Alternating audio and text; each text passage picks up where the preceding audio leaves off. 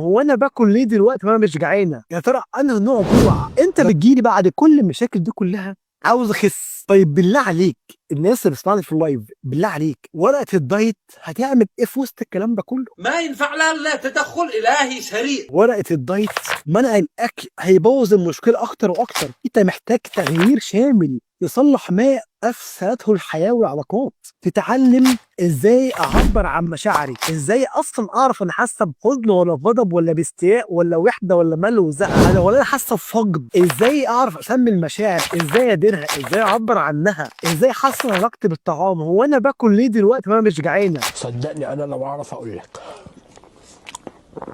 انا ذات نفسي مش عارف. يا ترى انهي نوع جوع؟ ده جوع بتاع فتره الهرمونات ولا جوع لما وابدا اشتغل كل نوع جوع؟ ازاي اشتغل ازاي على مشاعر الذنب وجلد الذات؟ وليه اصلا بيجيلي مشاعر ذنب؟ ازاي ابدا احب واتقبل جسمي؟ ازاي اشتغل على الاسترس والتوتر والقلق؟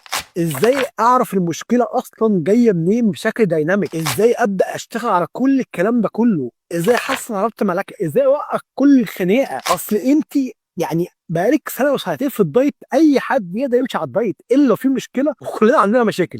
انا عاوز اعالج المشاكل دي، عملت عمليه مفيش مشكله، اللي حصل حصل، عالج بقى الاكل العاطفي. انا بستعمل دكتور جراحات سمنه، بنقعد سنه كامله اعالج مع الناس الاكل العاطفي. شرف الطعام وأخيرا.